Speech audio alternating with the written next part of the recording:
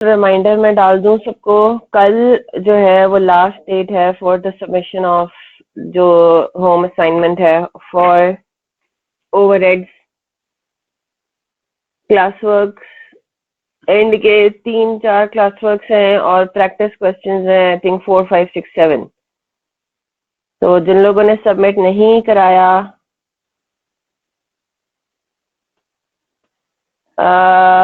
बेटा मेरे पास फिर स्क्रीन का वो साइज कम होता है। मैंने आपको कहा हुआ है कि अगर तो आपका क्वेश्चन मिस हो जाए तो आप क्लास के एंड पे जरूर पूछ लिया करें, दोबारा टाइप कर दिया करें, थोड़ी सी मेहनत करनी पड़ेगी आपको उसमें। मैं अगर चैट बॉक्स खोलती हूँ तो फिर खुला रखती हूँ तो मेरे पास स्क्रीन का साइज कम रहता है। तो अब जिन स्टूडेंट्स ने ओवरहेड्स की क्लासेस मिस की हुई हैं, मैंने इसीलिए 2 दिन का टाइम रखा था ताकि थोड़ा सा डंडा रहे सर पे और जल्द अज जल्द जो है वो लेक्चर्स कवर हो। ऑब्वियस सी बात है कि अगर बहुत ही किसी का कोई वैलिड रीजन है for not submitting their assignment, that is another story, वो मेरे से बात कर लें। लेकिन लेजीनेस या वैसे ही क्लासेस मिस की हुई हैं, कवर नहीं कर रहे, that is not the reason. चले जी, तो कल हम लोगों ने मार्जिनल एब्जॉर्प्शन कॉस्टिंग का थोड़ा सा आइडिया जो है वो लेना शुरू कर लिया था कि what exactly is marginal absorption costing. अब हम उसको थोड़ा सा और समझने जा रहे हैं, ठीक है। कंपैरिजन भी हमने इसका देख लिया था, थोड़ा सा हमने इसको रीड कर लिया था। अब उसकी नस्बत हम देखेंगे इसको प्रैक्टिकली भी। अरसलान, आपका कल कौन सा क्वेश्चन मिस हो गया था? जल्दी से आप टाइप कर दें, मैं फिर देख लूंगी उसको। जल्दी से लिखेंगे सवाल, कौन सा मिस हुआ आपका?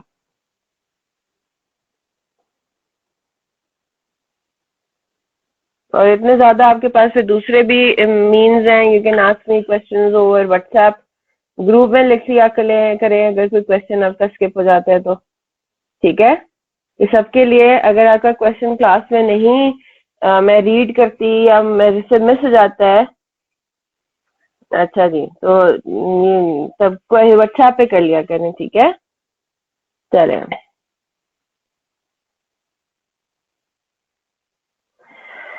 कल अगर आपको याद हो तो मैंने कल आपको कहा था कि ये वाली जो चीज है ये अभी हम for the time being ignore कर रहे हैं, ठीक है। उसको जरा मैं अभी टच करना चाहूंगी, इस चीज को जरा देखना चाहेंगे हम। FAR 1 में शायद आप लोगों ने इस तरह की कोई बात पढ़ी हो। मैं कभी कभार जो है ये चीज जो है वो पढ़ाती हूँ, ठीक है, FAR 1 के अंदर भी। नॉट श्योर के क्योंकि वो ऐसा जितना टेस्टेबल नहीं है FAR 1 के अंदर।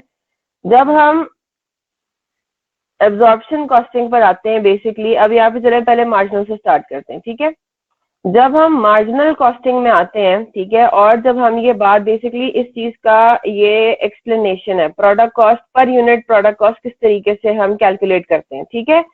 जब हम बात करते हैं कॉस्ट पर यूनिट की, अब पहले हम मार्जिनल कॉस्टिंग को देख रहे हैं, ठीक है। जब हम बात करें कॉस्ट पर यूनिट की तो मार्जिनल कॉस्टिंग में हमने ये देखा कि प्रोडक्ट की कॉस्ट में सिर्फ 3 आइटम्स आएंगे, यानी कि जो कि वेरिएबल प्रोडक्शन कॉस्ट है, ठीक है। Direct material, direct labour and variable FOH। Direct material, direct labour को हम कहते हैं कि जनरली ये वेरिएबल इन नेचर ही होते हैं, ठीक है जनाब। तो जब हम इसकी कैलकुलेशन करेंगे तो हमारे पास डायरेक्ट मटेरियल बेसिकली क्या होता है, आपके पास actual cost divided by actual production, ठीक है। पर यूनिट चाहिए ना आपको, है ना। तो आपने एक्चुअल कॉस्ट कितनी इनकर की डिवाइडेड बाय एक्चुअल प्रोडक्शन, तो आपके पास रेट पर यूनिट आ जाता है। मैंने चैट बॉक्स अभी मिनिमाइज किया, well take the questions later, ठीक है।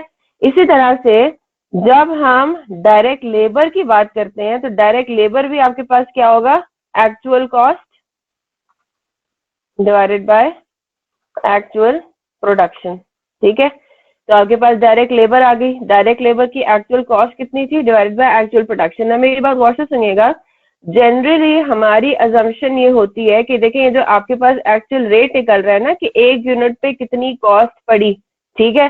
जो ये अब आपके पास रेट निकल रहा है कि एक यूनिट पे आपको कितनी डायरेक्ट लेबर की कॉस्ट पड़ी, तो जनरली हम ये बात अज्यूम कर रहे होते हैं कि जो आपका बजटेड रेट था वही आपका एक्चुअल रेट भी है, ठीक है। यानी कि आपने बजट ये किया था कि एक यूनिट पे आपको 2 रुपए का रॉ मटेरियल लगेगा, ठीक है। तो आपके पास एक्चुअली भी 2 रुपए लगे, ठीक है, एक assumption तो ये, दूसरी assumption ये कि ये कांस्टेंट रहेगा थ्रू आउट, ये हम आगे जाके भी देखेंगे, ये हमारे इसके लिए भी रेलेवेंट है अभी मार्जिनल एब्जॉर्प्शन के लिए भी, ठीक है। तो ये चीज हमारे पास एक अंडरलाइन अजम्पशन होती है कि प्रोडक्ट कॉस्ट पर यूनिट निकालने के लिए डायरेक्ट मटेरियल डायरेक्ट लेबर का जब हम एक्चुअल रेट लेते हैं तो हम ये दिमाग में रखते हैं कि हमारा बजटेड और एक्चुअल सेम ही है, ठीक है। और अगर डिफरेंट होता भी है तो तब भी हमें एक्चुअल रेट ही लेना है to calculate cost per unit. ये बात आई होप सबको क्लियर है कि अगर मुझसे कोई पूछे कि भाई इन्वेंट्री की आपके पास एक यूनिट की कॉस्ट कितनी आई तो मैं क्या लूंगी, और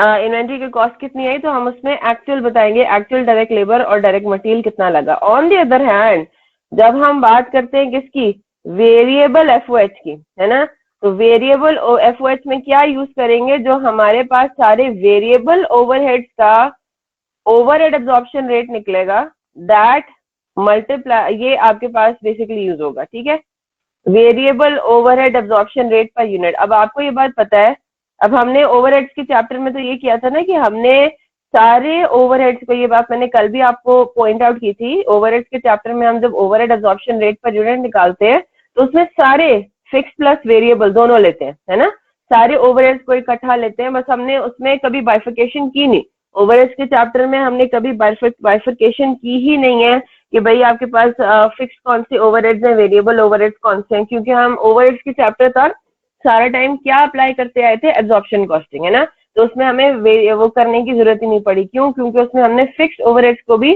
प्रोडक्ट कॉस्ट का पार्ट बनाना था, यस और नो।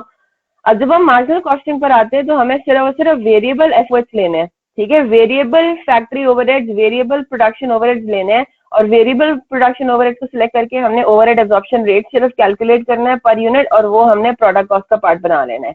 यहाँ तक बात समझ आती है।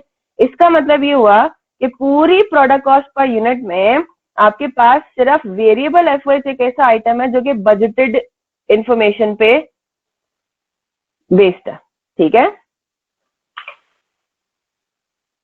आवाज में लैग आ रहा है मोहम्मद साइम के, अब कह रहे हैं नहीं जनाब, मोहम्मद साइम आप प्लीज री लॉग इन करें। यहाँ तक बात समझ आ गई।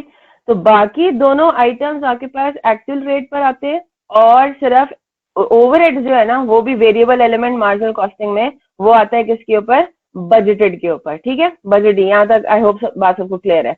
जब हम एब्जॉर्प्शन कॉस्टिंग में आते हैं, ठीक है, अब एब्जॉर्प्शन कॉस्टिंग में फर्क सिर्फ क्या है मार्जिनल कॉस्टिंग से, एब्जॉर्प्शन कॉस्टिंग में फर्क ये है कि कॉस्ट पर यूनिट कैलकुलेट करने के लिए डायरेक्ट मटेरियल, डायरेक्ट लेबर और वेरिएबल एफओएच के साथ साथ, जो कि बिल्कुल मार्जिनल कॉस्टिंग की तरह कैलकुलेट होगा, यहाँ पे आपके पास फिक्स्ड एफओएच भी आ जाता है। तो बेसिकली हम क्या करते हैं, उसमें कंबाइन कर लेते हैं ना, वेरिएबल एफओएच और फिक्स्ड एफओएच को हम अलग अलग करने की बजाय हम टोटल ओवरहेड जो है फैक्ट्री ओवरहेड की ओवरहेड एब्जॉर्प्शन रेट निकालते हैं, ठीक है, और हम उसको फिक्स्ड ओवरहेड एब्जॉर्प्शन रेट पर यूनिट, है ना। तो बेसिकली यहाँ पे मैंने अलग अलग करके दिखाया हुआ है just for the sake of differentiating कि मार्जिनल और एब्जॉर्प्शन कॉस्टिंग में फर्क सिर्फ इसका है। पॉइंट सिर्फ ये है कि आपके जो ओवरहेड एब्जॉर्ब होते हैं प्रोडक्ट कॉस्ट में, भले मार्जिनल कॉस्टिंग हो भले एब्जॉर्प्शन कॉस्टिंग हो, वो होते हैं on the basis of budgeted information, ठीक है। जो direct material direct labour product cost में जाता है वो जाता है एक्चुअल के बेसिस पे, और हमारी नॉर्मली ये सिनेरी होता है कि आपके पास एक्चुअल जो डेटा होता है डायरेक्ट मटेरियल डायरेक्ट लेबर का वो इतना वेरी नहीं करता आपके बजटेड से। अगर वेरिएंस आता है तो तब भी हमने एक्चुअल ही इंफॉर्मेशन लेनी है for the point of for the purpose of calculating direct material direct labour per unit. Is that clear? लेकिन ओवरहेड्स के केस में you have to take budgeted. अब जो डिफरेंस यही है ना, नहीं एब्जॉर्प्शन में एक्चुअल कहाँ लिखा हुआ है? हाँ, एब्जॉर्प्शन में डायरेक्ट मटेरियल डायरेक्ट लेबर तो एक्चुअली होगा ना। फर्क सिर्फ क्या है, फर्क ये है कि एब्जॉर्प्शन कॉस्टिंग में फिक्स्ड एफओएच भी लिया जाता है प्रोडक्ट कॉस्ट के अंदर, ये फर्क है, ये फर्क है ना मैं अबीबा। मार्जिनल और एब्जॉर्प्शन कॉस्टिंग में और किसी चीज का फर्क नहीं है। मार्जिनल और एब्जॉर्प्शन कॉस्टिंग में ये फर्क है कि मार्जिनल कॉस्टिंग में fixed factory overheads do not become a part of your product, लेकिन एब्जॉर्प्शन कॉस्टिंग में fixed FOH become a part of your product. और अभी जो मैं पॉइंट डिस्कस कर रही हूँ ये डिस्कस कर रही हूँ कि आपके पास जो 3 कंपोनेंट्स हैं प्रोडक्ट कॉस्ट के, उसमें जो डायरेक्ट मटेरियल डायरेक्ट लेबर है वो एक्चुअल हम रेट उसका लेके जाते हैं पर यूनिट, कॉस्ट का पार्ट बनाते हैं। और जो ओवरहेड्स हैं, भले वेरिएबल हो भले फिक्स्ड हो भले दोनों, जो ओवरहेड्स होते हैं वो बजटेड रेट के पॉइंट के बेसिस पे जाते हैं, प्रोडक्ट का पार्ट बनते हैं। ठीक है, यहाँ तक बात क्लियर है? मुनीबा वाई किसका पूछ रही हैं?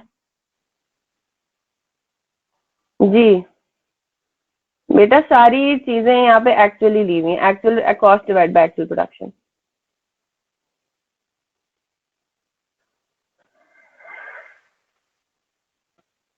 आप इसको ये बात कर सकते हैं मुनीबा, जो आपका ओवरहेड्स है उसके अंदर फ्लक्चुएशन को अवॉइड करने के लिए हम ओवरहेड एब्जॉर्प्शन रेट लेते हैं प्रोडक्ट कॉस्ट का पार्ट बनाने के लिए।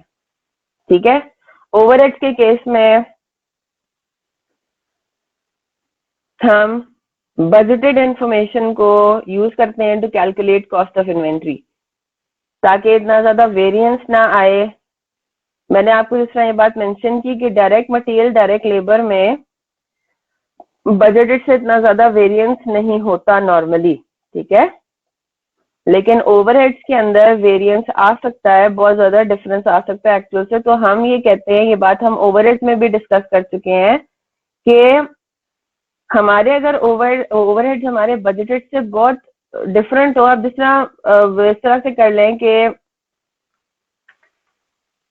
अब फॉर एग्जांपल कोई सीजनल आपका ओवरहेड है। सीजनल ओवरहेड मतलब जैसे फॉर एग्जांपल आप ये कर लें कि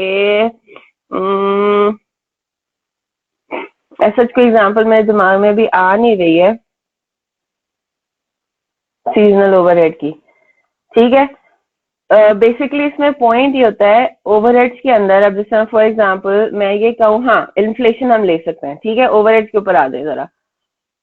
हम ये कहें कि भाई हमारे ओवरहेड्स जो हैं वो पिछले क्वार्टर में थे 1 मिलियन। ठीक है, इस क्वार्टर में वो बहुत इंक्रीज कर गए, मेनली इन्फ्लेशन की वजह से और कुछ ऐसे एक्सटर्नल फैक्टर्स थे। बाकी सारी चीजें आपकी बिल्कुल सेम है, आपका लेवल ऑफ प्रोडक्शन भी सेम है। पिछले क्वार्टर में आपने 10,000 यूनिट्स प्रोड्यूस किए थे। ठीक है, और इस क्वार्टर में भी आपने 10,000 यूनिट्स प्रोड्यूस किए, लेकिन इस क्वार्टर में आपके ओवरहेड्स 2 मिलियन हो गए। ठीक है, अब एक्चुअल एक्चुअल की बात कर रही हूँ। ठीक है, अब अगर मैं एक्चुअल ओवरहेड्स के बेसिस पे अपना प्रोडक्ट कॉस्ट कैलकुलेट करूं तो देखें मेरे पास 1 मिलियन से 2 मिलियन हो गए, तो पर यूनिट मेरे ओवरहेड्स बहुत बढ़ गए, है ना?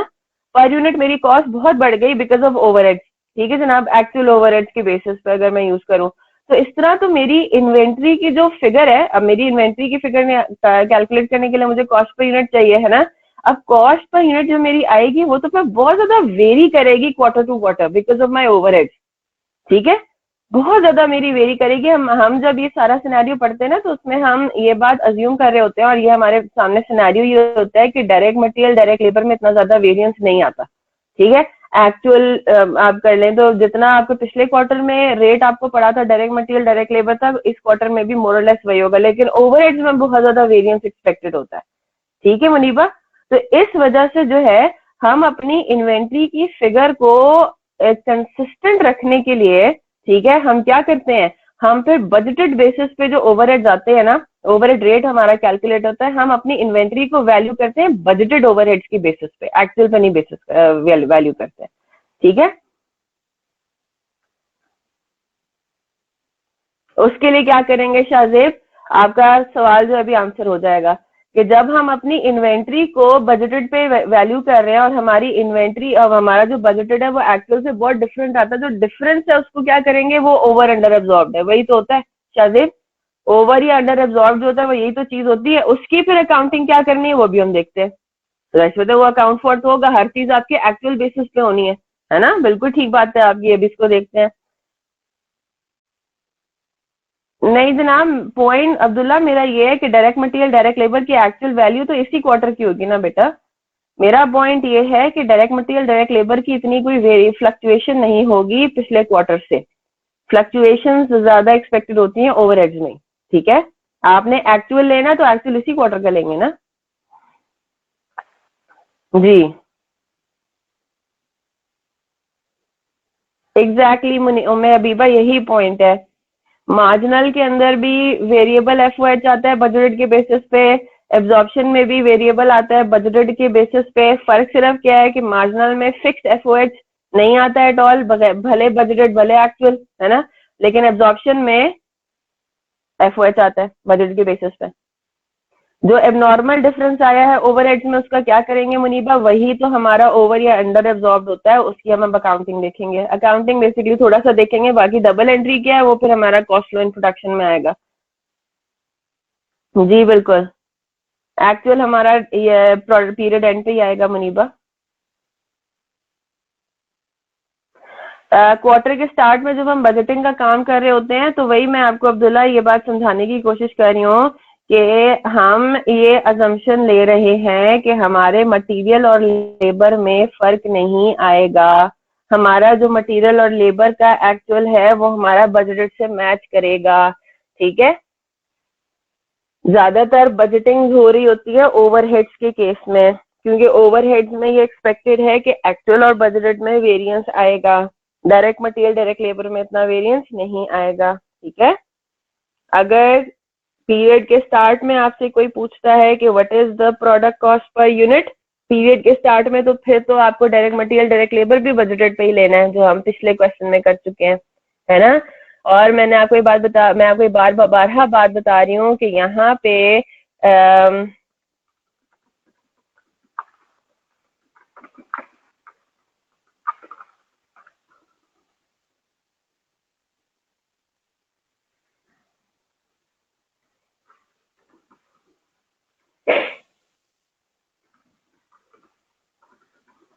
ये ले, ठीक है, मैंने पॉइंट भी लिखवा दिया। It is assume that actual direct material and direct labour will not very from the budgeted, ठीक है। तो बजटेड और एक्चुअल में इतना कोई खास फर्क नहीं है। अगर फर्क होता है तो मैंने आपको प्रैक्टिकली बता दिया, अगर फर्क होता है तो हमने ऑब्वियसली बात है पीरियड के एंड पे अगर आपसे प्रोडक्ट कॉस्ट पूछी जा रही है तो आपने पीरियड के एंड पे एक्चुअल लेना है। पॉइंट सिर्फ ये है कि आपके अंदर पीरियड के एंड पे भी अगर कोई आपसे पूछता है ना कि प्रोडक्ट कॉस्ट कितनी है, तो आपने उसमें ओवरहेड्स लेने हैं बजटेड पे। पॉइंट ये है, overheads will always be taken on the basis of budgeted, ठीक है, ओवरहेड एब्जॉर्प्शन रेट। अब हम जरा आते हैं इसके ऊपर, जो हम ओवरहेड एब्जॉर्प्शन रेट कैलकुलेट करते हैं, ठीक है, ओवरहेड एब्जॉर्प्शन रेट जो हम कैलकुलेट करते हैं उसके अंदर क्या होता है?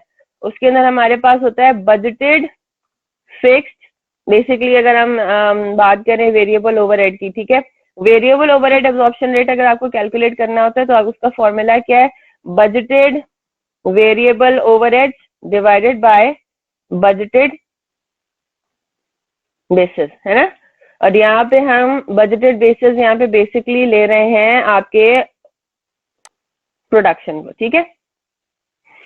इसी तरह से फिक्स्ड ओवरहेड एब्जॉर्प्शन रेट अगर आपको पर यूनिट चाहिए ना, तो आपके पास क्या फॉर्मूला बनेगा? Budgeted fixed overhead divided by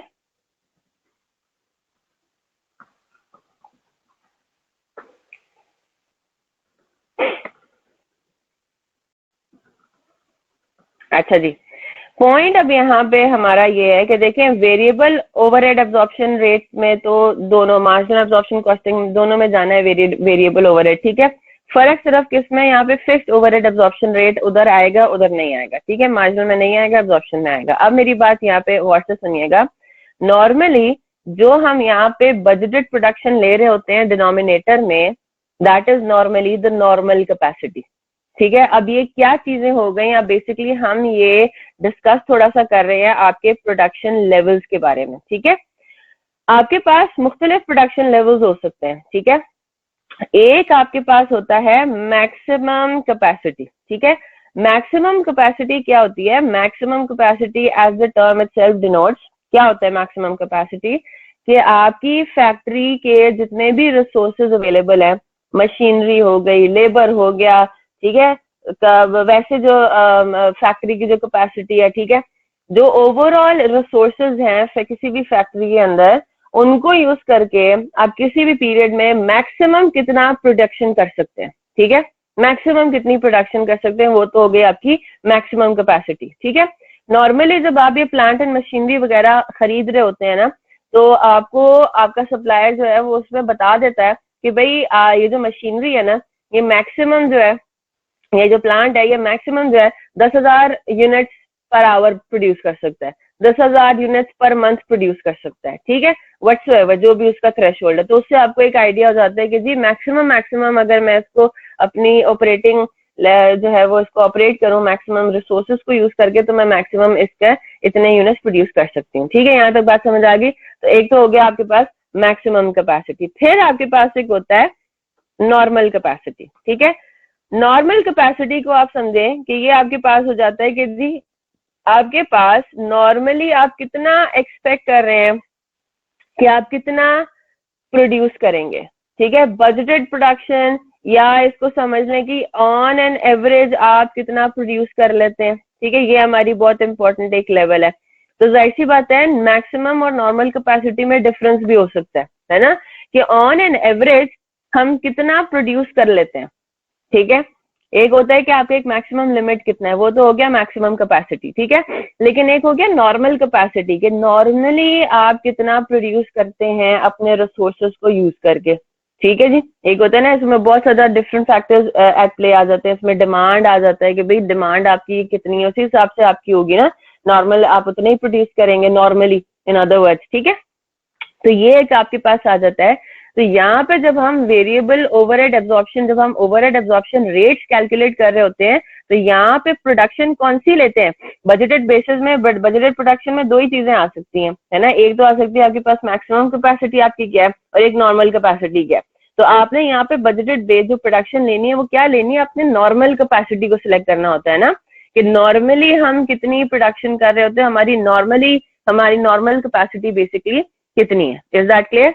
तो यहाँ पे जो हम लोग बात कर रहे हैं, यहाँ पे यही बात हो रही है कि fixed manufacturing overheads are absorbed into cost units based on normal capacity, ठीक है, नॉर्मल कैपेसिटी यानी कि हमारी जो बजटेड प्रोडक्शन है, and per unit total cost computed thereof, rules for normal capacity to be applied sequentially, ठीक है।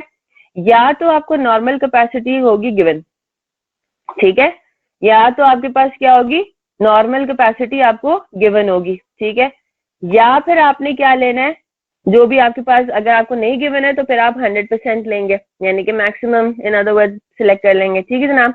और अगर वो भी नहीं है तो आपने क्या ले लेना है, हाईएस्ट ऑफ एक्चुअल या बजटेड, ठीक है। तो ये आपके पास नॉर्मल कैपेसिटी के रूल्स आ गए कि नॉर्मल कैपेसिटी, और नॉर्मली हम देखते हैं कि सवाल में ये गिवन होता है, ठीक है जनाब। अब आगे चलते हैं, एब्जॉर्प्शनल एंड मार्जिनल कॉस्टिंग को अब जरा हम थोड़ा डिटेल में देख रहे हैं, ठीक है। तो before going on to your हमारा जो मेन क्वेश्चन है उस पे जाने से पहले जरा हम मार्जिनल और एब्जॉर्प्शन कॉस्टिंग के अंदर जो इनकम स्टेटमेंट्स अब बनते हैं ना, वो जरा हम देख लेते हैं, ठीक है। एक मेजर डिफरेंस मार्जिनल और एब्जॉर्प्शन कॉस्टिंग का, एक तो इन्वेंट्री का हमने डिस्कस कर लिया था कल, है ना, क्योंकि जब हमारी पर यूनिट कॉस्ट ही डिफरेंट होगी मार्जिनल कॉस्टिंग में और एब्जॉर्प्शन कॉस्टिंग में, पर यूनिट कॉस्ट आपकी डिफरेंट आ रही है बिकॉज ऑफ फिक्स्ड ओवरहेड का लेके जाना या ना लेके जाना, तो जाहिर सी बात है हमारी ओपनिंग और क्लोजिंग इन्वेंट्रीज की फिगर भी डिफरेंट होगी। जब ओपनिंग और क्लोजिंग इन्वेंट्रीज की फिगर डिफरेंट होंगी तो आपके पास प्रॉफिट भी डिफरेंट कैलकुलेट होगा सेम सिनेरियो के अंदर, मार्जिनल कॉस्टिंग का और एब्जॉर्प्शन कॉस्टिंग का। ये चीज हम आज इंशाल्लाह उसको देखेंगे, प्रूव करेंगे, क्वेश्चन के थ्रू हम समझेंगे इस पूरे सिनेरियो को, ठीक है। इसी तरह से जो इनकम स्टेटमेंट्स आपके बनते हैं, ठीक है, वो भी आपके डिफरेंट होते हैं इन एब्जॉर्प्शन एंड मार्जिनल कॉस्टिंग, यानी कि उनका फॉर्मेट भी इन अदर वर्ड्स आपका डिफरेंट होता है, ठीक है। इसको मैं यहाँ से मतलब आपको दिखा तो रही हूँ स्टडी टेक्स्ट से, लेकिन मैं चाहूंगी कि आप सब इसको नोट करें, ठीक है जनाब। यानी कि इसमें किधर गया, चलें जी, इसको जरा हम पहले देख लेते हैं स्टडी टेक्स्ट के अंदर। ये है आपका पेज नंबर 86 से हम देखना चाह रहे हैं, ठीक है, मतलब उसको स्टार्ट से देखते हैं। चले, ये तो उसने पहले तो आपको बता दिया कि जी मार्जिनल कॉस्ट होती क्या है। मार्जिनल कॉस्ट बेसिकली सारी वेरिएबल कॉस्ट है ना। तो अगर हम वेरिएबल कॉस्ट को देखें तो वेरिएबल कॉस्ट इज व्हाट, कि एक एक्स्ट्रा यूनिट को प्रोड्यूस करने का, एक और यूनिट को प्रोड्यूस करने का आपको एडिशनल कॉस्ट कितना आया, यही होता है ना वेरिएबल। जितने यूनिट्स आप बढ़ाते जाएंगे उतनी ज्यादा आपको कॉस्ट पड़ती रहेगी। तो एक एक्स्ट्रा यूनिट को प्रोड्यूस करने का आपकी कॉस्ट कितनी है? आपने मार्जिनल का टर्म पहले भी पढ़ा हुआ है इकोनॉमिक्स में, मेरे ख्याल से आपने पढ़ा होगा, है ना? तो ये मार्जिनल यूटिलिटी, तो मार्जिनल यूटिलिटी क्या होती है कि एक एक्स्ट्रा यूनिट को कंज्यूम करने से आपको क्या बेनिफिट मिलता है। ठीक है जी, तो आगे चलते हैं। ये सारी उसने बात की। फिर उसके बाद जो एक इम्पोर्टेंट चीज हमारी जो प्रॉफिट की कैलकुलेशन में आती है वो आती है समथिंग कॉल्ड कंट्रीब्यूशन। मैंने आपको ये कहा था, अगर आपको याद हो तो शुरू में कंट्रीब्यूशन का टर्म आपने ऐसे ही इसको समझ लेना है, आगे जाके इंशाल्लाह आपको ये क्लियर हो जाएगा। ठीक है, जब हम मार्जिनल कॉस्टिंग का जिक्र करते हैं और अभी हम आगे ये फॉर्मेट भी इसका देखेंगे, तो मार्जिनल कॉस्टिंग के अंदर कंट्रीब्यूशन बहुत इंपॉर्टेंट हो जाता है। कंट्रीब्यूशन मार्जिन इज समथिंग जो कि आपके मार्जिनल कॉस्टिंग के अंदर उसका रोल प्ले होता है। एब्जॉर्प्शन कॉस्टिंग में इसका नहीं देखेंगे इतना। ठीक है, कंट्रीब्यूशन इज अ की concept in marginal costing. Contribution margin होता क्या, ये चीज आपको मैं पहले पढ़ा चुकी हूँ। Sales minus variable cost, obviously बात है variable production cost, right? Direct material, direct labour and variable factory overheads, ये क्या आता है? Contribution margin. Fix cost are a constant total amount in each period, ये बात तो हमें पता ही है, एब्जॉर्प्शन में भी है और मार्जिन में भी यही होता है। To make a profit an entity must first make enough contribution to cover its fix cost. ठीक है, यानी कि आपके पास ब्रेक इवन पहले आपको करना है ना, आपको टारगेट क्या करना है? आपको इतनी प्रोडक्शन करनी है, आपको इतना सेल आगे फिर करनी है कि आपके पास इतने कंट्रीब्यूशन हो। कंट्रीब्यूशन बेसिकली प्रॉफिट ही है ना, ठीक है? ऐसा प्रॉफिट जिसमें से अभी तक आपने फिक्स कॉस्ट माइनस नहीं किया हुआ, right?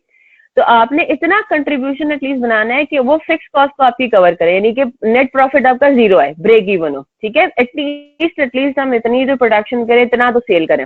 Contribution therefore means contribution towards covering fix cost and making a profit. तो टोटल कंट्रीब्यूशन मार्जिन में से अगर हम माइनस करते हैं फिक्स कॉस्ट तो हमारे पास बेसिकली नेट प्रॉफिट आता है। ठीक है, in simple words contribution margin is sales minus all variable cost. ये ऊपर उन्होंने फॉर्मूला भी आपको दे दिया। अब हम जरा आते हैं, हम लोग प्रॉफिट किस तरह से कैलकुलेट करते हैं, ये अभी सिर्फ हम इलस्ट्रेशन को देख रहे हैं, फॉर्मेट में आपको भी बनवाऊंगी इसका। ठीक है, जब हम मार्जिनल कॉस्टिंग कर रहे होते हैं तो हमारा जो इनकम स्टेटमेंट है उसका फॉर्मेट कुछ यूं होता है। किस तरीके से होता है? सेल्स से आप काम अपना शुरू करते हैं। ठीक है, सेल्स आपके पास आ गई, फिर उसके बाद आपने पहले सेल्स में से माइनस करने हैं सारे वेरिएबल कॉस्ट। ठीक है, वेरिएबल प्रोडक्शन कॉस्ट। ठीक है जनाब, क्या आ गए? वेरिएबल प्रोडक्शन कॉस्ट आ गया 105,000। ठीक है जी, सॉरी ये डायरेक्ट कॉस्ट आ गई। ठीक है, ये आपके पास डायरेक्ट मटेरियल, डायरेक्ट लेबर आ गया। फिर उसके बाद आपने उसमें से क्या माइनस किया? Variable overheads. और आपको एक और चीज क्या नजर आ रही है? Minus variable sales and distribution cost. ठीक है, अच्छा मैंने ऊपर वो गलत कह दिया था, sales minus all variable cost होगा, सिर्फ वेरिएबल प्रोडक्शन कॉस्ट नहीं होगा। ठीक है, तो यहाँ पे हम देखते हैं, ये तो हम पहली दफा देख रहे हैं, क्या देख रहे हैं? नॉर्मली सेलिंग, डिस्ट्रीब्यूशन और एडमिन एक्सपेंसेस जो होते हैं वो क्या होते हैं? वो तो अदर एक्सपेंसेस का पार्ट होते हैं, है ना? अभी हम इनकम स्टेटमेंट देखेंगे एब्जॉर्प्शन कॉस्टिंग की भी। ये बात सबको समझ आ रही है ना? अपने सामने जरा अपने माइंड में प्रॉफिट एंड लॉस अकाउंट लेकर आए जो हम सो फार पढ़ते आए हैं फाइनेंशियल अकाउंटिंग के अंदर। फाइनेंशियल अकाउंटिंग में पहली बात तो ये कि एब्जॉर्प्शन कॉस्टिंग फॉलो होती है, ये बात सबको क्लियर है ना? तो जब हम फाइनेंशियल अकाउंटिंग में इनकम स्टेटमेंट पढ़ते थे तो उसका फॉर्मेट तो कुछ ही होता था, sales minus cost of goods sold, और कॉस्ट ऑफ गुड्स सोल्ड के अंदर हम क्या लेके जाते थे? All production related cost. Yes, तो हमारे पास आंसर आता था ग्रॉस प्रॉफिट। ग्रॉस प्रॉफिट में से फिर हम अदर एक्सपेंसेस माइनस करते थे, और अदर एक्सपेंसेस में क्या होते थे? Selling and distribution, admin, finance etcetera, और हमारे पास आंसर आता था नेट प्रॉफिट। ठीक है, तो पहले आप सेल्स में से माइनस करते थे सारी production cost, production related cost, फिर आप माइनस करते थे अदर एक्सपेंसेस। अब यहाँ पे क्या हो रहा है? सेल्स में से माइनस हो रहे हैं वेरिएबल प्रोडक्शन कॉस्ट ओनली। पहली बात तो ये मार्जिनल कॉस्टिंग में पहला फर्क आ गया। ठीक है, एग्जैक्टली ये बाय नेचर हो गया। वेरी गुड मोहसिन, अच्छा पॉइंट है। ठीक है, तो पहले तो सेल्स में से माइनस हो रहे हैं variable production cost only, fix production cost यहाँ पे हमने नहीं लिया, है ना? और एक और चीज क्या माइनस हो रही है एक साथ? उनके variable selling and distribution cost. अच्छा, यहाँ पे आपको देख रहे हैं कि यहाँ पे वेरिएबल एडमिन कॉस्ट नहीं लिखा हुआ। उसकी वजह ये है कि normally admin expenses are fixed in nature. बहुत रेयर ऐसा होगा कि आपको कोई वेरिएबल एडमिन एक्सपेंस दिया हुआ है। अगर यहाँ पे क्वेश्चन में आपको वेरिएबल एडमिन एक्सपेंस दिया होता तो वो भी यहाँ ही इसी लिस्ट में आ रहा होता, ऊपर वाली लिस्ट में। ठीक है, आपने टोटल वेरिएबल कॉस्ट निकाली, आपकी पूरी एंटिटी की कितनी है, टोटल मार्जिनल कॉस्ट निकाली, मार्जिनल यानी कि वेरिएबल, राइट। सेल्स में से टोटल वेरिएबल कॉस्ट को माइनस करेंगे तो क्या आंसर आएगा, it will be something called contribution. Is that clear? ठीक है जनाब। और इस कंट्रीब्यूशन में से फिर अब आपने सारी की सारी फिक्स कॉस्ट माइनस कर देनी है। अब मेरी बात गौर से सुनिएगा, इस फिक्स कॉस्ट के अंदर फिक्स्ड प्रोडक्शन ओवरहेड्स भी आएंगे, इसमें fixed selling and distribution expenses भी आएंगे, और इसमें फिक्स्ड एडमिनिस्ट्रेटिव एक्सपेंसेस भी आएंगे। Is that clear? तो in other words, marginal costing का जब हम इनकम स्टेटमेंट बनाते हैं तो मोशन वाली बात आ गई कि वो बाय नेचर उसमें हमने एक्सपेंसेस को कैटेगराइज किया हुआ है ना, बाय फंक्शन नहीं है। ठीक है, एब्जॉर्प्शन कॉस्टिंग में हम by function in other words जा रहे होते हैं, वो अभी हम देखते हैं। Is that clear? तो जल्दी से अब आप प्रॉपरली इसका इनकम स्टेटमेंट यहाँ पे कॉपी कर लें। पहले हम देख रहे हैं मार्जिनल कॉस्टिंग के अंदर फिक्स कॉस्ट एब्जॉर्प्शन में भी माइनस होता है बेटा आयशा, एब्जॉर्प्शन कॉस्टिंग में भी फिक्स्ड और वेरिएबल सारी कॉस्ट प्रॉफिट में सेल्स में से माइनस होती हैं, लेकिन उनका तरीका कार माइनस होने का डिफरेंट होता है बस। ठीक है, उनकी जगह डिफरेंट होती है, फॉर्मेट बेसिकली डिफरेंट है। एक वो डिफरेंस आता है और एक डिफरेंस क्या आता है, ओपनिंग और क्लोजिंग इन्वेंट्रीज के अंदर फिगर की। अब वो इंशाल्लाह भी क्वेश्चन देखते हैं ना, आपको इंशाल्लाह क्लियर हो जाएगा वो। तो जल्दी से ये नोट कर लीजिए, इनकम स्टेटमेंट मार्जिनल कॉस्टिंग के अंदर आपकी इनकम स्टेटमेंट कुछ यूं बनेगी। ये सब ने जल्दी से कॉपी करना है। ठीक है, 2 रुपीज के कॉलम हम बनाते हैं, सेल्स,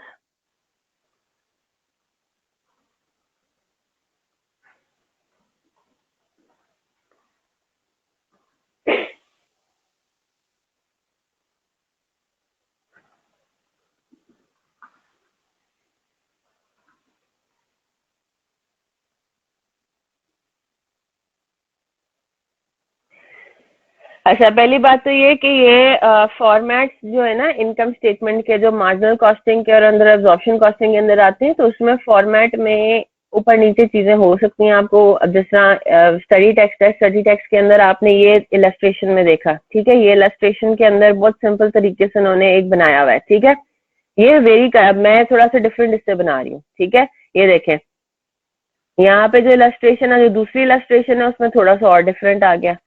ठीक है, इसमें और थोड़ा डिफरेंट आ गया। तो ये अभी मैं आपको अपना वाला फॉर्मेट करा के, ये जो थोड़ा एक्सटेंसिव इन्होंने एग्जांपल लिखी हुई है, मैं उससे आपको कंपेयर कराऊंगी, इतना कोई फर्क नहीं होगा। ठीक है, अभी शायद मैं आपको लिखवा रही हूँ, सब लिखवा रही हूँ। ठीक है, सेल्स में से पहले हम माइनस कर रहे हैं क्या, वेरिएबल कॉस्ट ऑफ सेल्स। ठीक है, अब वेरिएबल कॉस्ट ऑफ सेल्स किस तरह से कैलकुलेट होगा, ये अगेन हेडिंग है। ठीक है, वेरिएबल कॉस्ट ऑफ सेल्स किस तरह से होगा, इसको मैं अंडरलाइन कर देती हूँ। ठीक है, वेरिएबल कॉस्ट ऑफ सेल्स किस तरह से निकालते हैं, ओपनिंग स्टॉक है ना, ओपनिंग फिनिश गुड्स, यस और नो, कैसे निकालते हैं, sales minus cost of goods sold जब कर रहे होते हैं तो कॉस्ट ऑफ गुड्स सोल्ड का क्या फॉर्मूला होता है, opening stock plus cost of goods manufactured minus closing stock finish goods का। हम एक प्रोडक्शन एंटिटी है ना, हम एक मैन्युफैक्चरिंग एंटिटी है, तो एक मैन्युफैक्चरिंग एंटिटी का हम कैसे हमने कैलकुलेट करते हैं cost of goods sold, opening stock of finish goods plus cost of goods manufactured minus closing stock of finish good, yes और नो,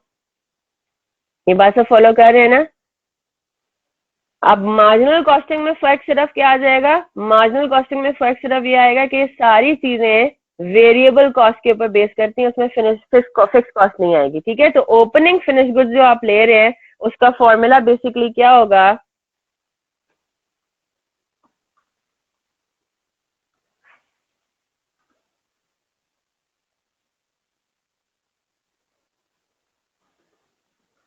है ना, ओपनिंग फिनिश गुड का फॉर्मूला क्या होगा, opening units multiplied by marginal cost multiplied by variable cost. Is that clear?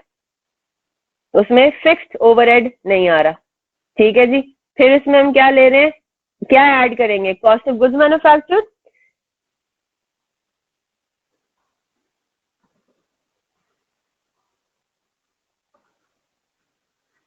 Marginal cost of production, है ना, units produce multiplied by marginal cost of production, और marginal cost of production में क्या क्या आ रहा है, direct material, direct labour, variable overheads, yes और no, ठीक है।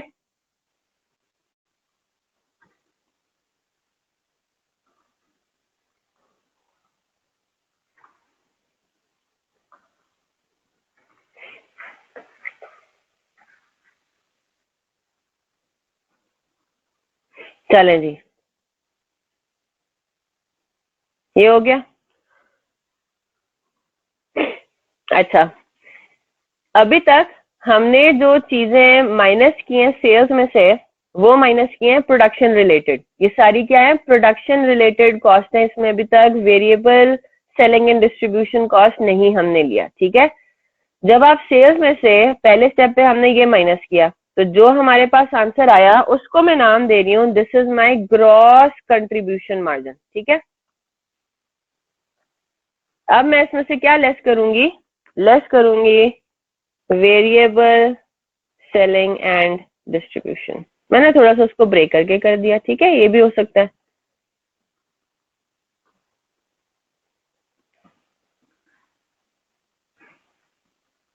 तो मेरे पास अगला आंसर क्या आएगा, अब जो मेरे पास आंसर आ रहा है वो मेरे पास आ रहा है नेट कंट्रीब्यूशन, ठीक है, नेट कंट्रीब्यूशन मार्जिन, ठीक है। यानी कि मैंने यहाँ पे कंट्रीब्यूशन मार्जिन कैलकुलेट करने के लिए भी मैंने थोड़ी सी बाइफर्केशन रखी है। मैंने जब मेरे पास वेरिएबल प्रोडक्शन कॉस्ट हैं, मैंने उनको सिर्फ पहले उनको माइनस किया, यानी कि डायरेक्ट मटेरियल, डायरेक्ट लेबर और वेरिएबल ओवरहेड्स। सिर्फ मैंने वेरिएबल प्रोडक्शन ओवरहेड्स, ठीक है, मैंने सिर्फ प्रोडक्शन रिलेटेड कॉस्ट को यूज करके पहले कंट्रीब्यूशन मार्जिन जो कैलकुलेट किया वो मेरा आया ग्रॉस कंट्रीब्यूशन मार्जिन। फिर मैंने उसमें से एक जो मेरे पास एक और वेरिएबल एलिमेंट रह गया था सेलिंग एंड डिस्ट्रीब्यूशन का, मैंने variable selling and distribution expenses minus किए, तो फिर मेरे पास एक्चुअल जो कंट्रीब्यूशन मार्जिन है नेट वो मेरे पास आ गया, ठीक है। एडमिन एक्सपेंसेस के अंदर मैं नीचे नोट लिखवा दूंगी, आप नॉर्मली देखोगे आपको किसी फॉर्मेट में एडमिन एक्सपेंसेस बहुत कम नजर आएगा आपको, और उसकी वजह यही है कि एडमिन एक्सपेंसेस की अंडरलाइंग अंडरस्टैंडिंग ये होती है कि these are fixed in nature. लेकिन आप अपनी अंडरस्टैंडिंग के लिए भले लिख लो, मैं नहीं लिखवा रही क्योंकि ये लॉजिकली और टेक्निकली इतना फिर नहीं ठीक होगा, ठीक है। देखो सेलिंग एंड डिस्ट्रीब्यूशन एक्सपेंसेस तो समझ में आता है ना, कि आपकी जितनी एक्टिविटी लेवल बढ़ेगी, फॉर एग्जांपल अगर कमीशन की हम बात करते हैं ना, कमीशन आपको पता है कि ऐसी चीज है जो कि एक्टिविटी लेवल से रिलेट कर रहा है। जितनी ज्यादा एक्टिविटी लेवल होगा उतना ज्यादा ही आपको कमीशन भी पे करना पड़ेगा ना, उतना ज्यादा वो सेल हो रही है इसका मतलब है, यस और नो, है ना। जितना कम आपकी एक्टिविटी है, आपके बिजनेस जो है वो ठंडा पड़ा हुआ है, तो जाहिर सी बात है आपको कमीशन भी अपने सेल्समैन को कम पे करना पड़ेगा। तो ये सेलिंग एंड डिस्ट्रीब्यूशन में हम देखते हैं कि वेरिएबल एलिमेंट्स आते हैं, लेकिन एडमिन के अंदर आप देखेंगे कि वेरिएबल एलिमेंट्स ना होने के बराबर है, ज्यादातर फिक्स नेचर के होते हैं। लोगों की सैलरीज, जो एडमिन स्टाफ की सैलरीज होती हैं, वो भी ज्यादातर फिक्स नेचर की होती है। रेंट भी आपका फिक्स नेचर में का होता है, इलेक्ट्रिसिटी भी मोर और लेस फिक्स नेचर की होती है, फिक्स इन द सेंस कि वो आपके जो है वो ज्यादातर उसमें जो फ्लक्चुएशन आ रहा होता है वो यही आ रहा होता है कि बिजली पीछे से महंगी मिल रही है या सस्ती मिल रही है, राइट। वरना यूनिट्स में इतना ज्यादा कोई फ्लक्चुएशन नहीं होता, ठीक है जनाब। तो हम ये अज्यूम कर रहे हैं कि यहाँ पे जो एडमिन एक्सपेंसेस हैं normally they're assume to be fixed in nature. यहाँ तक बात समझ आ गई। तो कंट्रीब्यूशन मार्जिन में all variable expenses of the entity basically जाते हैं, ठीक है। Sales minus all variable cost, not only production related, all variable cost, ठीक है। नेट कंट्रीब्यूशन मार्जिन आ गया, उसके बाद आपने क्या लेस करना है, आपने उसके बाद लेस करने ऑल फिक्स्ड कॉस्ट, ठीक है। सारी फिक्स्ड कॉस्ट माइनस करनी है। तो बेसिकली आप जब सारी फिक्स्ड कॉस्ट माइनस करेंगे तो उसमें क्या क्या चीजें आ जाएंगी,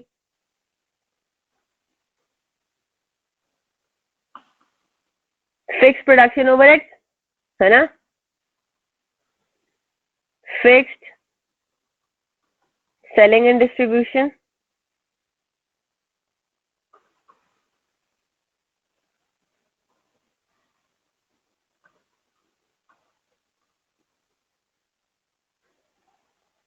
ठीक है। तीन चीजें बाकी बची ना। तो जितनी भी आपके पास फिक्स्ड एलिमेंट्स हैं वो आपने माइनस किए, तो आपके पास क्या आ गया, आपके पास आ गया net profit for the year under absorption costing.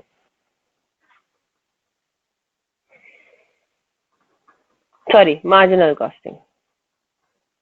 Is that clear? जल्दी से उसको कॉपी करें फिर आगे चलते हैं।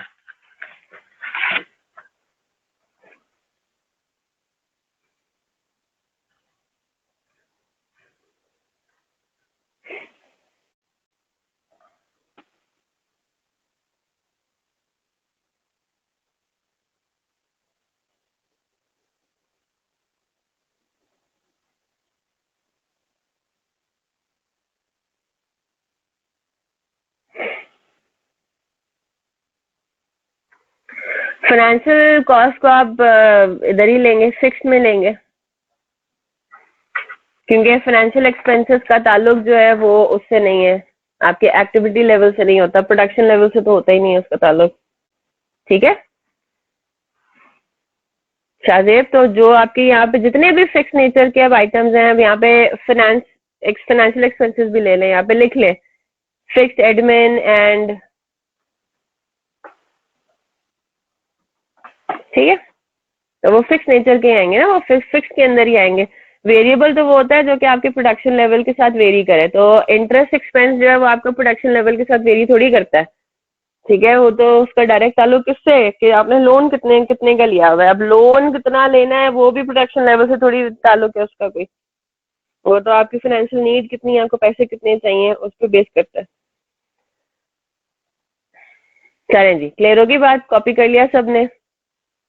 तो ये आपने जो नेट प्रॉफिट कैलकुलेट करना था वो आप इस तरीके से कैलकुलेट करेंगे मार्जिनल कॉस्टिंग के अंदर। अब हम जल्दी से आते हैं, जरा स्टडी टेक्स्ट के अंदर से इसका कंपेयर करते हैं। स्टडी टेक्स्ट में ये तो उन्होंने बहुत ही छोटी सी एक इलस्ट्रेशन दी हुई है ना, जिससे इस बात को समझाने के लिए कि बेसिकली हमने किस तरह से चीजों को कैलकुलेट करना है। जो एग्जाम्पल 1 है उसको यूज करके मेरे ख्याल से उन्होंने ये क्या इलस्ट्रेशन जो दूसरी बनाई हुई है, कौन सा पेज है? This is page number 89। ठीक है, पेज नंबर 89 पर आते हैं तो बिल्कुल इसी तरीके से उन्होंने क्या किया हुआ है, सेल्स में से पहले उन्होंने क्या माइनस की हुई चीजें, opening inventory at variable production cost, ये क्या होगी? यही वाली चीज होगी, opening finish goods variable production cost को यूज करके क्या आपके पास ओपनिंग इन्वेंट्री आती है। फिर variable production cost, direct material, direct labour, variable production overhead, ये वाली चीज मैंने किसमें बता लिख दी? ये कॉस्ट ऑफ गुड्स मैन्युफैक्चर्ड में है ना।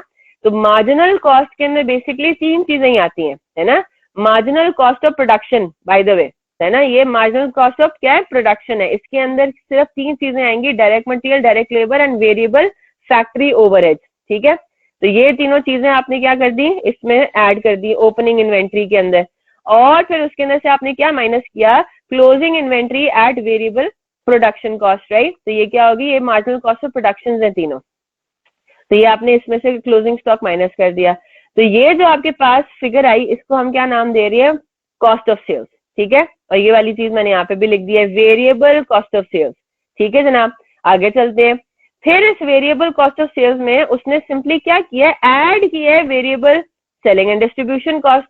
ठीक है, मैं यहाँ पे variable selling and distribution cost पहले ऐड करके फिर सेल्स में से माइनस करूं, या मैं पहले सेल्स में से वेरिएबल प्रोडक्शन कॉस्ट माइनस करके फिर मैं variable selling and distribution expenses minus करूं, काम मेरा सेम ही होना है। तो फॉर्मेट के अंदर आपको थोड़ा सा डिफरेंस नजर आ सकता है, दैट इज टोटली ओके। ठीक है, वजह उसकी क्या है? यहाँ पे हमने कोई स्टैंडर्ड्स वगैरह तो फॉलो करने नहीं है, इवन जहाँ पे स्टैंडर्ड्स भी फॉलो हो रहे होते हैं वहां पे भी आप देखते हैं कि फॉर्मेट के अंदर जो है वो ऊपर नीचे चीजें हो सकती हैं। ठीक है, तो प्रॉफिट एंड लॉस अकाउंट जो है वो हम जब फाइनेंशियल अकाउंटिंग कर रहे होते हैं तब हम देखते हैं कि काफी हद तक चीजें मतलब स्टैंडर्डाइज हो जाती हैं, लेकिन थोड़ी बहुत ऊपर नीचे करने की भी गुंजाइश है। ठीक है जनाब, ठीक है, यहाँ तक बात क्लियर हो गई। तो इन्होंने बेसिकली सारी वेरिएबल कॉस्ट को पहले ऐड किया फिर सेल्स में से माइनस कर दिया। मैंने पहले सेल्स में से क्या माइनस किया? वेरिएबल प्रोडक्शन कॉस्ट पहले मैंने माइनस की, फिर मैंने variable selling and distribution expenses बाद में माइनस की, बात वही हो जाती है। आई होप ये बात सबको क्लियर है। तो मैं इसलिए समझा रही हूँ ताकि आप कंफ्यूज ना हो, स्टडी टेक्स्ट को देख के ये ना हो कि आप कंफ्यूज हो जाएं कि ये क्या चीज है। तो यहाँ पे इन्होंने ग्रॉस कंट्रीब्यूशन कैलकुलेट करने के बजाय एक इन्होंने कंट्रीब्यूशन मार्जिन कैलकुलेट किया है, और वो sales minus all variable cost. ठीक है, फिर उसके बाद उन्होंने क्या चीज माइनस की है? कंट्रीब्यूशन में से फिक्स कॉस्ट माइनस किया है, production cost, administrative cost, usually 100% fix cost, आगे उन्होंने मेंशन भी कर दिया, और तीसरी चीज है सेलिंग एंड डिस्ट्रीब्यूशन। तो यहाँ पे जल्दी से आप एक चीज नोट कर लें, नोट यहाँ पे एक लिख लीजिए,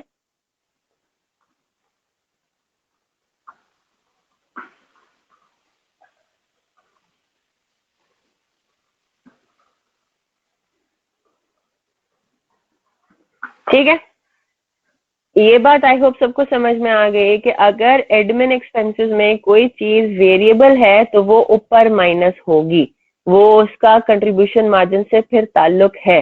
तो फिर जब हम यहाँ पे variable selling and distribution expenses minus करते हैं तो उधर फिर हमने वेरिएबल एडमिन एक्सपेंसेस भी माइनस करने हैं। यहाँ तक आई होप बात सबको क्लियर है। हाँ जी, कंट्रीब्यूशन मार्जिन के से पहले ये बात मैं आपको कंफर्म कर देती हूँ, कल मैं आपको कंफर्म करूंगी। ठीक है शाहजेब, बहुत अच्छा सवाल है कि अगर कोई अदर इनकम होती है तो उसको हम कहाँ लेंगे। ये let me look into that, मैं जरा ये कंफर्म कर लूँ। ठीक है, नोट लिख लें जल्दी से।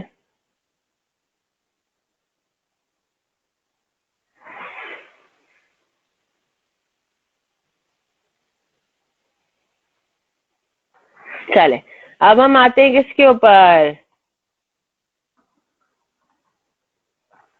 एब्जॉर्प्शन कॉस्टिंग में आते हैं। अब अगर आप एब्जॉर्प्शन कॉस्टिंग फॉलो कर रहे हैं तो अब आपका जो इनकम स्टेटमेंट बनेगा वो किस तरीके से बनेगा। बात हमने वहीं से शुरू करनी है, सेल्स से हमारा काम शुरू होना है सारा, है ना। सेल्स के अंदर क्या होगा, unit sold multiplied by sale price per unit, है ना।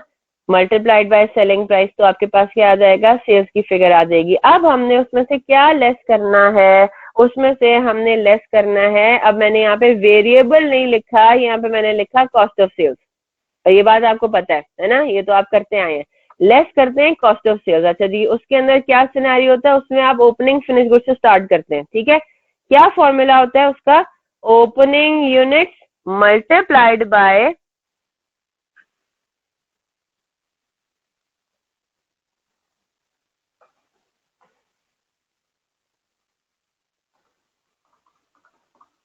Yes absorption cost per unit. तो ये सिर्फ समझाने के लिए कि एब्जॉर्प्शन कॉस्ट है और मार्जिनल कॉस्ट में फर्क है ना। ये बात समझ आ गई ना। एब्जॉर्प्शन कॉस्ट पर यूनिट और मार्जिनल कॉस्ट पर यूनिट में फर्क किस चीज का है, फिक्स्ड ओवरहेड का, फैक्ट्री ओवरहेड। और ये चीज क्या है, ये ऊपर वाली, ये जो मैंने आपको कल लिखवाई थी, ये बेसिकली ये है ना। ये क्या है, this is marginal cost per unit. इसको पहले लिख भी लें, ये जो मार्जिनल कॉस्टिंग का कल हमने लिखा था, what is this, this is marginal cost per unit and this is what, this is fixed cost per unit, absorption cost per unit. Difference आ गया ना। ठीक है जनाब, अब कोई मेरे से ये बात ना पूछे कि एब्जॉर्प्शन कॉस्ट में सेलिंग एंड डिस्ट्रीब्यूशन कॉस्ट भी आएगी क्या। हाँ जी, क्या इस एब्जॉर्प्शन या मार्जिनल कॉस्ट में सेलिंग एंड डिस्ट्रीब्यूशन कॉस्ट भी आती है, नहीं ना। प्रोडक्ट कॉस्ट आनी है ना सिर्फ, है ना। इन्वेंट्री की फिगर को जो कैलकुलेट करने के लिए हम सिर्फ और सिर्फ क्या लेते हैं, प्रोडक्ट कॉस्ट लेते हैं। यस, और प्रोडक्ट कॉस्ट के अंदर सिर्फ और सिर्फ प्रोडक्शन रिलेटेड एक्सपेंसेस आते हैं, direct material, direct labour and overheads only. ठीक है जनाब, इसमें फिर हमने क्या चीज ऐड करनी है, cost of goods manufactured add करेंगे। यहाँ पे अब फर्क क्या आ जाएगा, कॉस्ट ऑफ गुड्स मैन्युफैक्चर्ड अब किस तरीके से सिंपली स्पीकिंग कैलकुलेट होगा, units produced multiplied by absorption cost per unit, है ना। ये बात सबको क्लियर हो रही है। फिर हमने यहाँ से क्या माइनस करना है, क्लोजिंग फिनिश्ड गुड्स, वही होगा क्लोजिंग यूनिट्स, लेकिन अब ये भी मल्टीप्लाई होंगे किससे, एब्जॉर्प्शन कॉस्ट पे।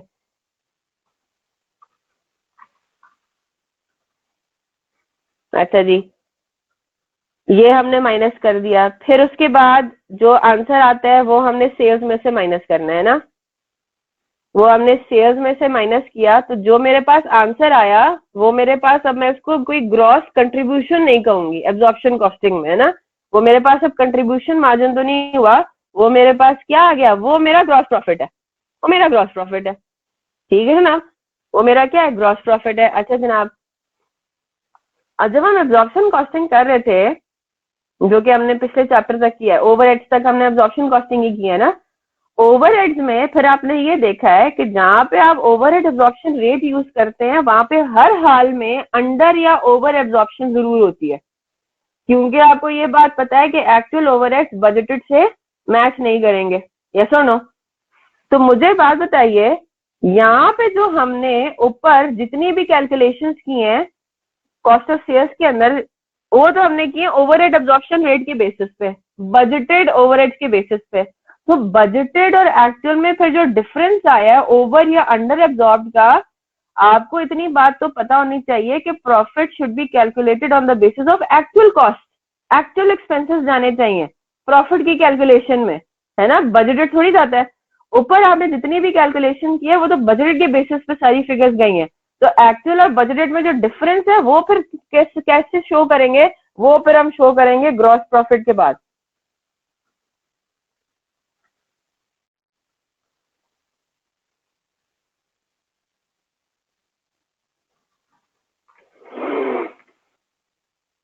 ठीक है, अब अगेन क्वेश्चन करेंगे तो उससे और क्लियर हो जाएगी बात। जल्दी से उसको करें ताकि मैं क्वेश्चन एटलीस्ट स्टार्ट करवा दूं कंप्लीट, तो उसको इंशाल्लाह कल करेंगे। ठीक है,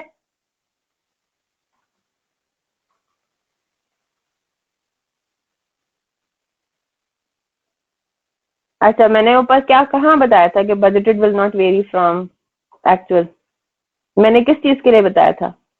डायरेक्ट मटेरियल डायरेक्ट लेबर के लिए बताया था। मैं ओवरहेड्स की बात कर रही हूँ। ये हम क्या कर रहे हैं, अंडर या ओवर अप्लाइड में क्या लिखा हुआ है आगे, एफओएच लिखा हुआ है। क्या मैंने ये कहीं बोला है कि एफओएच में बजटेड और एक्चुअल सेम होंगे?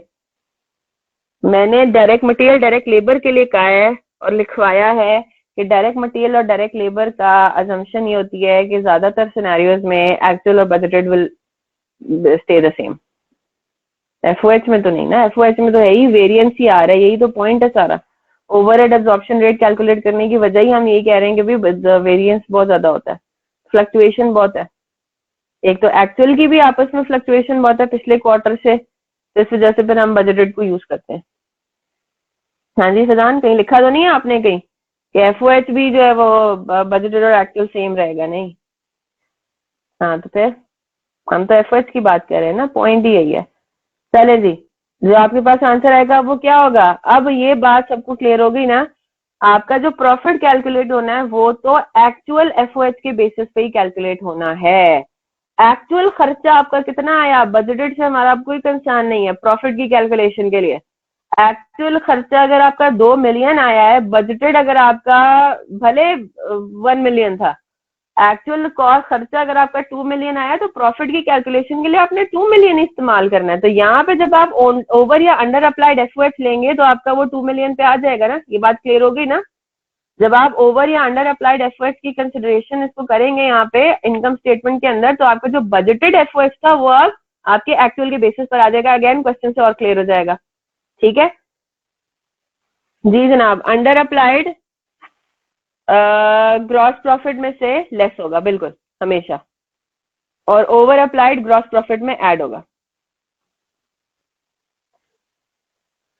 मार्जिनल कॉस्टिंग में अंडर ओवर अप्लाइड एफर्ट क्यों नहीं किया, ये आप ही मुझे बताएंगे, जवाब देंगे मिनाहिल। इसको मैंने अभी समझाना है वैसे। अंडर ओवर अप्लाइड एफर्ट कैसे कैलकुलेट करेंगे, हमने ओवर एज के चैप्टर में किया हुआ है ये।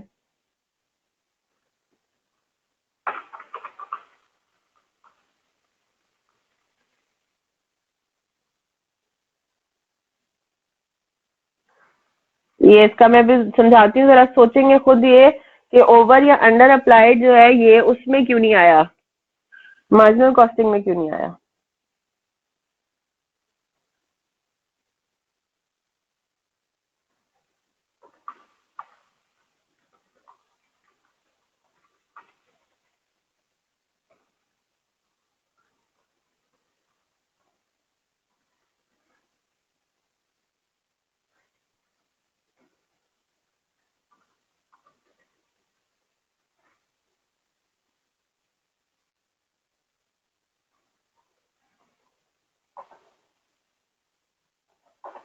चले जरा जल्दी से पहले फॉर्मेट लिखे, फिर उसके बाद हम इस चीज को डिस्कस करके सवाल स्टार्ट करेंगे।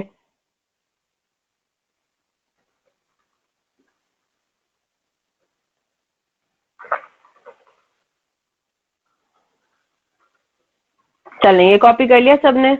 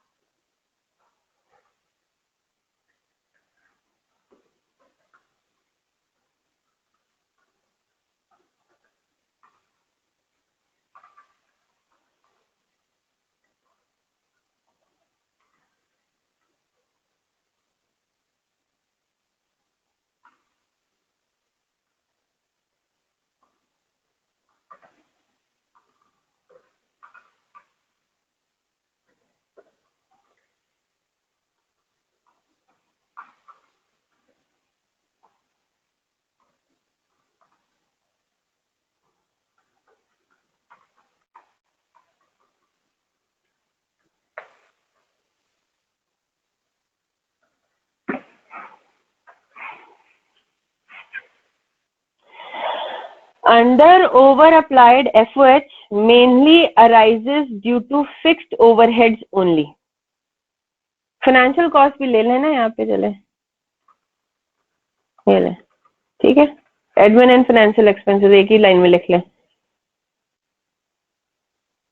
बेटा। चले अब अदर इनकम हम देखेंगे, इतना ज्यादा कॉमन नहीं है ना, हम कॉमन ज्यादा चीजों को ले रहे हैं। अदर इनकम ग्रॉस प्रॉफिट के नीचे ऐड कर दें, ठीक है। अदर इनकम तो ज्यादा कॉमन नहीं है, सिर्फ उतना ज्यादा कंसिडर नहीं कर रहे। अब ये जरा नोट पर आए, अब आपके जो सवाल है ना, ये मैंने अभी डिस्कस भी करना था, ओवर या अंडर एब्जॉर्प्शन कॉस्टिंग में हमें सिर्फ क्यों नजर आ रहा है, ठीक है। हालांकि अगर हम मार्जिनल कॉस्टिंग देखें तो मार्जिनल कॉस्टिंग में भी जो वेरिएबल ओवरहेड्स हमने लिए हैं वो भी हमने बजट के बेसिस पे लिए, ओवरहेड एब्जॉर्प्शन रेट के बेसिस पे लिए, ठीक है। वजह उसकी ये है कि नॉर्मली जितने भी वेरिएबल कॉस्ट है ना, डायरेक्ट मटेरियल डायरेक्ट लेबर का तो मैंने आपको लिखवा दिया कि उसमें कोई वेरिएंस इतना नहीं आएगा फ्रॉम एक्चुअल। जो वेरिएबल ओवरहेड्स होते हैं, factory overheads, variable factory overheads, उसमें भी नॉर्मली बजटेड से डिफरेंस नहीं आता। ज्यादातर सिनेरियो ये बनता है आपका कि जो ओवर या अंडर अप्लाइड वाली सिनेरियो बनता है ना, वो बनता है because of fixed factory overhead, ठीक है। और ये चीज आपकी वैलिड है, इसको आप समझे कि यही मतलब एक स्टैंडर्ड है, रूल है, इसको ये समझ लें, ठीक है। हमारे जो फिक्स्ड फैक्ट्री ओवरहेड्स हैं उनकी वजह से ओवर या अंडर अप्लाइड का कॉन्सेप्ट अराइज होता है। तो जब हमने ओवरहेड्स के चैप्टर में, ओवरहेड्स का जब हमने चैप्टर किया था, तो हमने ओवरहेड्स में बाइफिकेशन पहली बात तो है कि की नहीं थी, है ना। हमने वेरिएबल और फिक्स को इकट्ठा हम लेके चले थे। तो जब हम टोटल ओवरहेड्स में ओवर या अंडर अप्लाइड निकालते थे ना, तो वो बेसिकली ज्यादातर उसमें प्ले किसका कौन सा ओवरहेड रोल प्ले करता था, फिक्स्ड ओवरहेड्स की वजह से वो ओवर या अंडर अप्लाइड का सिनेरियो अराइज होता था, अंडरलाइन जो वर्किंग है उसके अंदर, ठीक है। क्लियर हो गई बात। तो जब हम यहाँ पे भी देखते हैं इसी तरह से कि जब अब हम यहाँ पे जब एब्जॉर्प्शन और मार्जिनल कॉस्टिंग में अब हम ब्रेकअप देखेंगे, अब हमने ब्रेक करके ओवरहेड्स को चलना है, अब हमने फिक्स ओवरहेड्स को अलग लेके चलना है और वेरिएबल फैक्ट्री ओवरहेड्स को अलग लेकर चलना है, राइट। अब जब हम देखेंगे तो उसमें आपको यही नजर आएगा कि ओवर या अंडर अप्लाइड आपका अराइज हो रहा है फिक्स फैक्ट्री ओवरहेड्स के अंदर ही, ठीक है। जल्दी से एक क्वेश्चन लिखे ताकि उसकी चीजें आपको और क्लियर हो जाए, ठीक है जनाब। ये भी मेरी अपनी एग्जांपल है, ठीक है। ये मैं पैक वाली नहीं अभी फॉलो करी, पैक वाली फिर हम कल इसको देखेंगे, हो सकता है मैं आपको वो होम असाइनमेंट ही दे दूं, ठीक है। प्रैक्टिस क्वेश्चन 1 है आपका, पहला सवाल है ये प्रैक्टिस के लिए, फॉलोइंग, इसको कॉपी कर ले स्टार्ट पर, हम इसको कल कर लेंगे, ठीक है।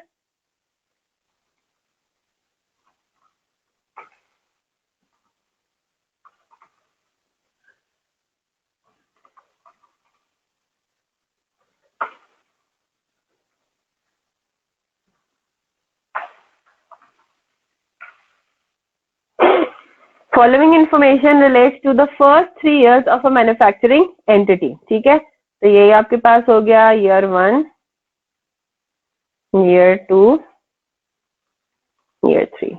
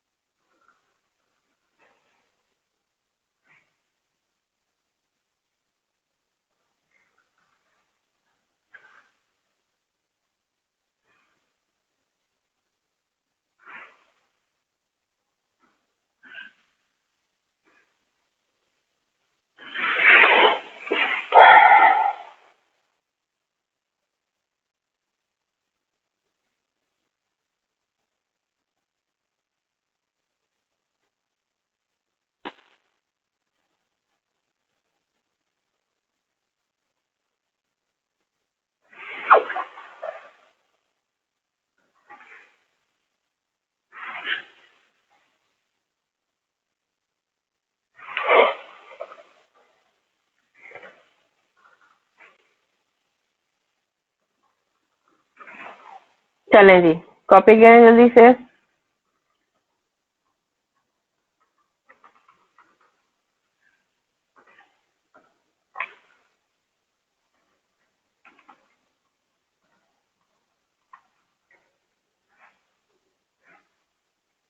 अभी और भी है, क्वेश्चन कंटिन्यू कर रहे हैं हम।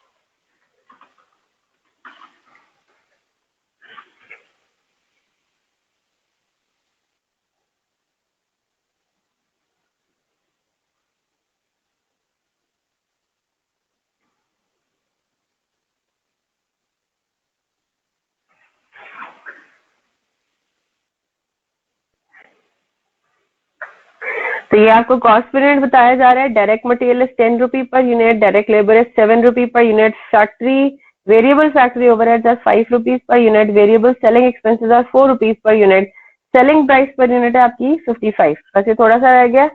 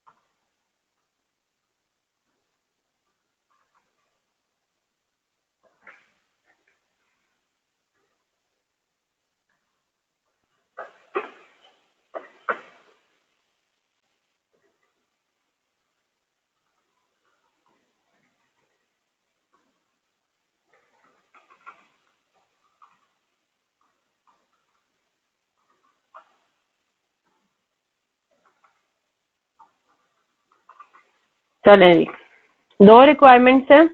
एक तो इनकम स्टेटमेंट आपने बनाना है पहले मार्जिनल कॉस्टिंग को यूज करके, फिर अब्जॉर्प्शन कॉस्टिंग को यूज करके, और दूसरा आपने एक रिकंसिलिएशन भी हमने कल बनानी सीखनी है between marginal and absorption costing. ठीक है, कॉपी कर लिया सबने? 3 इयर्स का ये एक्चुअल डेटा आपको गिवन है। ये एक्चुअल डेटा है सारा। फैक्ट्री ओवरहेड्स फिक्स कितने थे, fixed admin and selling overheads कितने हैं। फिर आप यहाँ पे देख रहे हैं कि वेरिएबल ओवरहेड्स आपको दिया हुआ है, variable selling expenses per unit दिया हुआ है, सेलिंग प्राइस पर यूनिट है, बजटेड फिक्स एफओएच है और बजटेड प्रोडक्शन है। ठीक है, रिक्वायरमेंट आपके पास ये दो हैं। कॉपी करें, कल इंशाल्लाह इसको स्टार्ट करते हैं तो फिर आपको इंशाल्लाह चीजें और क्लियर होती जाएंगी। ठीक है, अच्छा जी, टेस्ट जो है वो मैंने कल परसों का रखा था। ओवरहेड्स का, लेकिन क्योंकि टेस्ट अभी तक मैंने अप्रूव नहीं किया, क्वेश्चन उसका देखा नहीं है, तो मैं टेस्ट अब उसका मंडे को मूव कर रही हूँ। मंडे सिर्फ एक दिन होगा फिर, ठीक है? तो your overhead test will be on Monday इंशाल्लाह now, not over the weekend. जी, ऑडिट के लिए आप जा सकते हैं, ठीक है? इंशाल्लाह इसको फिर कल देखते हैं। कल हम क्वेश्चंस पे आ जाएंगे तो ऑब्वियसली बात है, हमारी थोड़ी स्पीड भी तेज हो जाएगी, थोड़ा हमें समझ भी ज्यादा आने लगेगा, ठीक है? इंशाल्लाह फिर कल मिलते हैं। कोई सवाल है तो पूछ लें जल्दी से। अरसलान, क्वेश्चन तो नहीं है कोई आपका, या किसी का क्वेश्चन मिस तो नहीं कर दिया मैंने?